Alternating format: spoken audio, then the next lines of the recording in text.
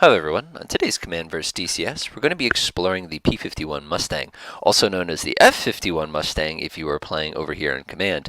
Now the scenario I've set up is relatively straightforward. You thought we were going to do an air-to-ground. I did think about it, but honestly, I struggle with this plane. It's just a little bit too much plane for me sometimes. But anyway, I digest. So in this particular situation, we're going to be having a standard kind of intercept that you might see in a World War II.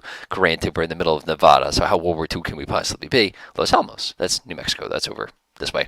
Anyway, so the C-130 is probably going to be taken off somewhere in this direction. Once we're able to identify it, we're going to go ahead and launch the aircraft and attempt to intercept it. Now, without predicting getting ahead of me too fast here, chances are what's going to happen is it's going to be a pretty long chase because, as you know, propeller-driven aircraft don't exactly have the same level of performance as, jet-powered aircraft. So let's go ahead and try it and see what happens anyway. So we're going to go ahead and start it up. Oh, we've already got a target. We're going to hit pause. We'll go ahead and create ourselves a nice little intercept mission here to go ahead and attack it. Oh, yeah, that's not how you spell intercept, is it? There we go. We'll do an air intercept strike. We're going to set it to a group size of 1. We're going to grab our F-51 Mustang. We're going to add the unit. Of course, we haven't identified the unit, so who are we to do this? I'm going to go ahead and launch them individually. Okay, let's go ahead and switch to 3D view and unpause. There we go. A lot of people are asking for fog of war for the 3D view. That is not necessarily something I like. I mean, if it was a toggleable option, sure. But in general, I have way too much fun with the scenario editor to be doing stuff like that. So we can identify our target pretty much right away. It's a C-130. The reason I opted for a C-130 instead of like a B-17 or something like that is because I'm probably going to get myself shot down by B-17. They're also pretty quick airplanes. And this is also a great way to see how little firepower a P-51 actually has. I could, of course, set up a scenario where we did like a dogfight with like a Focke-Wulf 190 or something like that, but I'm just going to embarrass myself if I do that. Unless, of course, we're at high altitude, but we'd be here for about a week and a half, me trying to get into position on the poor guy. All right, let's go ahead and fast forward. And I'm going to have to pause in just a second, I think. Pause. All right, so our P-51, I should say our F-51, champion number 1, has just taken off, and he's immediately taken a turn to try and intercept the C-130. So without knowing too much about the geometry of this particular scenario, basically, the P-51 is going to race up to him, and then he's going to turn himself around and probably try to go after him in the other direction. Watch what happens. There he goes. Yep, that's going to be the exact same problem we're going to be having when we get over to DCS. So then basically you're going to get into the world's slowest tail chase as these two aircraft desperately try to keep up with each other. Looks like we're doing okay, though. We're doing okay. So we just passed back over Nellis Air Force. So if that was a bomber, our mission has already been failed. But it's okay. It happens. Oh boy, this is a chase. What speed is he climbing at? I'm slid on time a little bit. So he's climbing at a true airspeed of 437. Not going to happen in DCS. That would be incredible, but as you know, we do have engine management issues with the P-51 and DCS. So we're going to have to kind of keep that in the back of our head. There's just no way in the universe we're going to be able to keep up with him that easily. What speed is this guy going anyway? It's 220. That's not bad. But again, that's going to be interesting. Speed up time a little bit more. We're just about ready for the intercept. Slow down time again. Let's see, they got a range. What do we got here? It's about 900 meters. You're not going to engage until you get within at least 300 or 400 yards. At least I would prefer to engage at that range. Looks like our first shot was a miss. That's unusual because I don't think I could make that shot, to be honest. That's just a little bit too much geometry for me in DCS. It's doable, though. Hey, we did it. Pause. So it looks like a total elapsed time here was about 6 minutes and 23 seconds. And it looks to me like we finally did the deed pretty much somewhere around North Vegas. Let's see what happens in DCS. I don't think it's going to go that well. All right, here we are over in DCS, sitting in the lovely P-51/F-51 Mustang. We're going to be doing this one in VR today because it's just a little bit easier to kind of do World War II style gunfights when you can kind of move your head to make sure your shots are going where you expect them to be going. So anyway, let's go ahead and get rolling here. Now, one of the tricky things about the P-51 in this particular program is that you have engine management to worry about, which could interfere with us. It certainly is not an issue in Command, but it is definitely going to be an issue in DCS if we're not careful. Landing gear, flaps. Now, another reason why I really like to do this particular airplane in VR as opposed to in regular is it's a little close to home. You can operate an airplane that's propeller driven in a slightly realistic environment. So anyway, let's go ahead and do it to it. So I'm going to go ahead and reduce my power right away. myself down about 52 inches, reduce my RPM down about 2700. Keep an eye on that.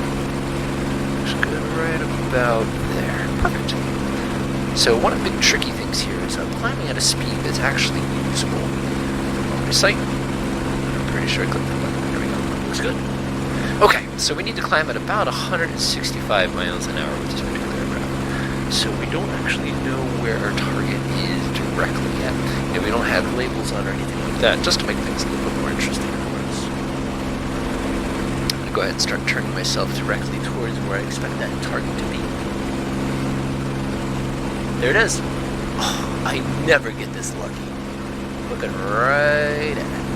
Now, VR makes it very, very, very difficult to spot targets. But this is one of the few times when I actually can. Now, if you remember in command, our P-51 or F-51 basically charged after him and had to do a big old air donut in order to go ahead and actually do the deed. Hopefully for us, we don't have to get that crazy. How are we doing for cooling here? Yep, that's the target. We could try to get that sort of snapshot, but I get the feeling I'm going to miss if I try the snapshot.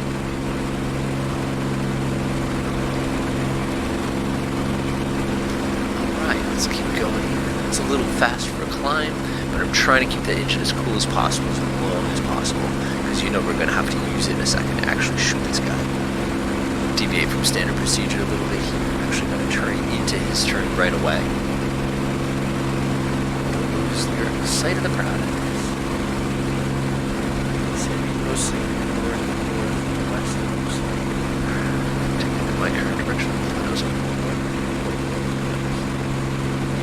Now I can't imagine during World War II having to do a bomber intercept, because if the bomber was that close to the target, the bomber would probably succeed. Keep in mind that there are triple and stuff like that. Interesting. But I want to kind of feel it. I got a pretty good look.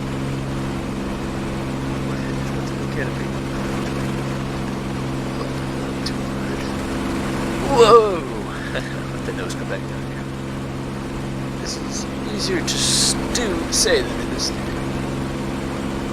There he is. Of course, now I've lost just about any energy that I had. There he is. Alright, so my airspeed is 160. It's a little too slow. Check my coolant temperature. It's starting to go a little hot. I can almost go right up on the inside of this guy. This is not going to be fun. I might have to yo-yo. I'm actually going to level off and reduce power. Because I really got to let that engine cool off. There he is. I wonder if he even notices me down here. Yeah, that's much. I know a lot of people prefer track IR for these kind of engagements, but VR looks great. Hi there. So in command, we were able to shoot this aircraft down before I got to Las Vegas. I don't know that I'm going to be able to hit it in time, but I'm certainly going to try. I could probably pull up and get an underside shot, but no promises. I'm just waiting for my coolant to pull back off a little bit. Alright, this is looking a little too familiar if you ask me. 60, starting to get slow. Alright, well, let's race this thing up a little bit. Looks like that's about as much as I'm going to get at this altitude. Slow here, I'm just gonna level off. Come on. Come on. We could use the gyro sight, of course. That's kind of tricky. I can actually take a snapshot at this distance. Just need to build up a little bit more energy. Go up just a little bit. Let's go ahead and take my snapshot. Whoa! Nah, wasting time. Alright, stay with it. Nope, too high, too high. It's very difficult to take a deflection shot when you have to use your foot on the rudder. There we go. That'll do it. That should hit him a few times. It did. Problem is, this is not really going to do any damage unless I hit something expensive. Sometimes you get that lucky shot that gets one of the engines, but usually you don't. Oh, he's banking. Oh, this is low. Right there. Caught him inside. I hate deflection shooting.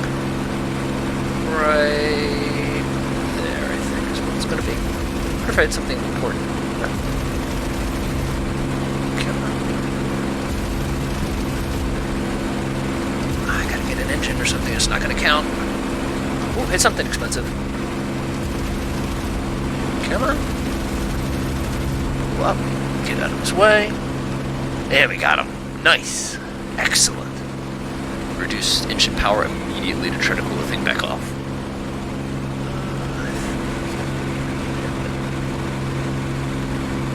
No, it's landing apart. I don't see these cars. Okay. Alright, we found that day kind of interesting. I'm actually kind of impressed. One thing you do not see that we did differently than we did in command is if you look at my fuel tanks, you'll notice I'm not carrying anything.